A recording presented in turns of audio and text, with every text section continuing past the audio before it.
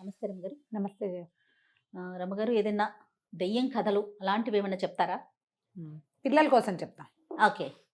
ఓ శివపురం అనే ఒక ఊళ్ళో ఓ చెన్నకేశవులు అని ఒక ఆయన గాజుల వ్యాపారి ఉండేవాడు. ఓకే.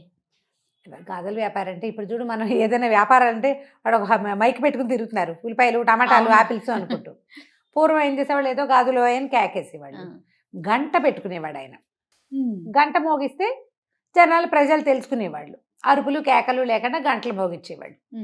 ఏదో ఆ ఊరు ఈ ఊరు తిరిగి వ్యాపారం చేసుకుంటూ ఉండేవాడు. అతని సొంత ఊరు ఒకటి, ఆ ఊళ్ళో కూడా తిరిగేవాడు. ఒకనాడు ఏమైందంటే, పక్క ఊరు నుంచి వీళ్ళ ఊరు వస్తూ ఉండగా మధ్య మధ్యలో ఊరికే కాస్త అట్లా గంట వాయిస్తుండేవాడు, జనాలకు తెలియటం కోసం. ఆ ఊరి శివార్లలో ఒక భూతం ఉండేదట. అది మహా చిలిపిది, అల్లరిది. జనాల్ని ఆట పట్టించడం, ఏడిపించడం దాని పద్ధతి అన్నమాట. అయితే అదేం చేసింది, ఈయన దగ్గరకు వచ్చింది. వచ్చి చూస్తే దానికి ఆ టంగ్ టంగ్ టంగ్ టంగ్ అంటుంటే భలే ఆసక్తికరంగా ఉంది. ఎట్లా సౌండ్ వస్తుందో ఆయన చుట్టూతా తిరిగి తిరిగి తిరిగి చూసింది. చూస్తే దానికి ఆ శబ్దం ఎంత నచ్చిందో, పిచ్చి సరదా వచ్చేసింది. ఆయన మీద పడింది, అదిలా కోరికింది, ఏడిపించింది, అటు ఇటు చేసి చివరికి కబుక్కుని ఆ చేతిలోంచి గంట కాస్త ఓడలాక్కుంది. లాగేసుకుంది. ఈయన నిర్ఘాంతపోయాడు. అది గంట మోగించుకుంటూ పరిగెత్తుకుంటూ వెళ్ళిపోయి ఈయన గబగబా ఊళ్ళోకి వచ్చే భూతం ఒకటి నా మీద పడి గంట లాక్కుందని చెప్పాడు. ఊళ్ళో ఎవరు నమ్మరు. భూతాలు గంటలు లాక్కోవటం ఏంటి, అదేం చేసుకుంటుంది, పైగా అవి ఇలాంటివి చెయ్యవు. భూతాలు ఏం చేస్తే అవి చేసే క్రియలు వేరే కదా, పెద్ద పెద్ద పెద్ద పెద్దవి. ఈ చిన్నది పని చేయటువంటి చిలిప్ పని ఎందుకు చేస్తుంది, పోపం అన్నారు. కొద్ది రోజులకి ఏమైంది, ఆ ఊళ్ళో పీచు మిఠాయి లాంటిది అమ్మేవాడు, బొల్లం కొమ్ములు అవి అమ్మే అతంది గంట లాగేసుకుంది. అక్కడ ఓ చిన్న స్కూల్ వీధి బడి లాంటిది ఉంది, అక్కడ ఒక గంట ఉంది. పిల్లలకి సమయం తెలియటం కోసం గంటలు పెడతారు కదా, స్కూల్ గంట, బడి గంటలు. ఆ బడి గంట ఓళ్ళ తీసుకుని వెళ్ళిపోయింది. కొన్ని కొన్ని ఇళ్లలో గంట కొట్టి దీప హారతిస్తారా, ఆ గంట సౌండ్ వినపడినా సరే పట్టుపోయేది. అది ఊళ్ళో గంటలు లేకుండా అయిపోయినాయి. పైగా ఏం చేసేది, ఈ దొరికిన ప్రతి గంటని ఓ తాడుకేసి కట్టి మెళ్ళ వేసుకుని టంగు టింగు టింగు టంగు అనిపిస్తూనే ఉండేది. అది ఊళ్ళోకి వస్తే జనాలకి చెవులు మారు మోగిపోయి విసుగు పుట్టిపోయేది.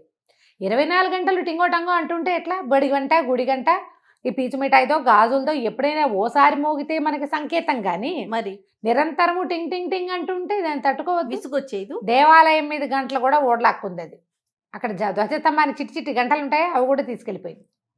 ఎప్పుడు మోగించేదానికి ఆ శబ్దం అంటే ఇష్టం. నిరంతరము మోగించేది. ఊళ్ళో వాళ్ళకి నిద్రలు ఉండేవి కాదు.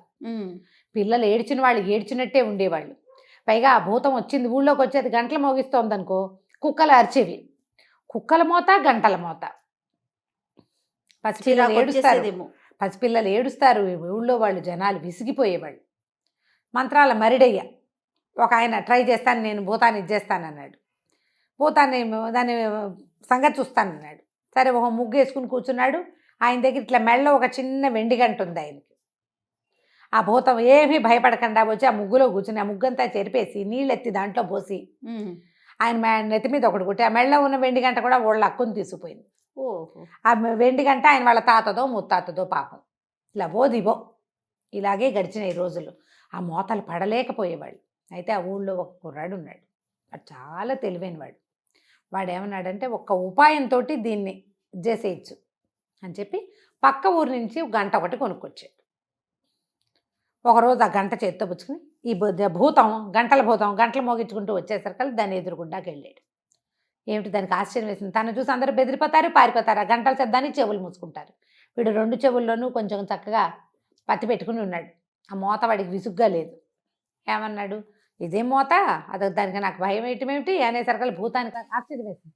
అందరూ భయపడతారు నన్ను చూసి, నువ్వు ఎందుకు భయపడలేదు అంటే, నాకేం భయం, నాకు భయం లేదు, చూద్దాం దమ్ముంటే నా చేతిలో ఉన్న గంట మోగించి చూడు అన్నాడు. అనేసరికల్లా దానికి సరదా కదా, ఓళ్ళు లాక్కుంటే అన్నాడు, ఒక పందెం వేద్దాం. ఈ గంట నువ్వు మోగిస్తే ఈ గంట నీకు ఇచ్చేస్తా, నువ్వు మోగించలేకపోతే నువ్వు మా ఊళ్ళో నుంచి వెళ్ళిపోవాలి.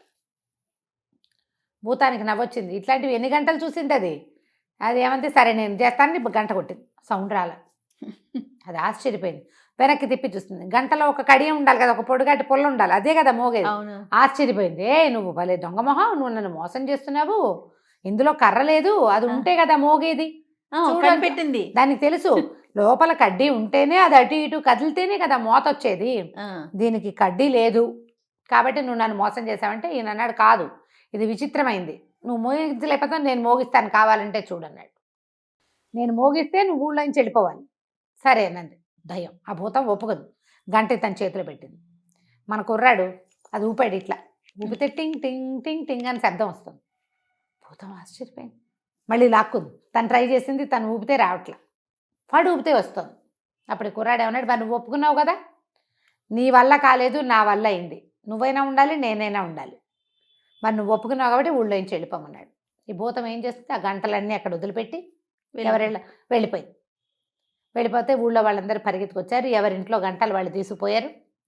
మరి గాజులు వాడు, పీచు మిఠాయి కొమ్ము మిఠాయి అమ్మే ఆయన, గుళ్ళో గంట, తర్వాత బళ్ళో గంటలు, ఎవరి దారిని వాళ్ళు తీసుకున్నారు. మరుడయ్య ఆశ్చర్యంగా అడిగాడు, ఎరేనాయన ఎలా చేసేవారంటే, ఏముంది ఇలా చేశానని ఒక చిన్న గంట ఇక్కడ కట్టుకున్నాడు. దీన్ని ఇట్లా కదిపేటప్పుడు ఇది కదులుతుంది. మామూలు టైంలో చేయి దగ్గర పెట్టుకుంటే గంట శబ్దం రాదు. ఇక్కడ ఉన్న చిన్న గంట వల్ల ఈ పెద్ద గంటను చూపించాడు. ఇప్పుడు ఇట్లా మోగించామనుకో, ఇక్కడ ఒక గంట ఉంది, ఇది టింగ్ టింగ్ మోగుతుంది. ఇక్కడికి తేడా ఏముంది, ఎక్కడో మోగినట్టుండదు, వీడి చేతిలో నుంచేగా మోగింది. దాంతో ఆ భూతాన్ని ఆ రకంగా మోసం చేశాడు అనమాట. అప్పటి నుంచి ఇంకా గంటల భూతం ఆ ఊళ్ళో కనపడలేదు. జనాలంతా అమ్మాయ అని వీడి తెలివి వల్ల, వాడి తెలివే, ఇంకా తెలివి వల్ల మనం తప్పించుకున్నామని హాయిగా సంతోషంగా ఉన్నారు. ఓ ఫ్రెండ్ ఒక ఆవిడ పంపించారు ఈ కథ నాకు. మనం అవునా, బాగుంది, సరదాగా ఉంది కదా, భూతాల దయ్యాల కథలు పిల్లలకి చెప్పడానికి బాగుంటుంది. చాలా బాగుంది రమ్మ గారు. నమస్తే. నమస్తే.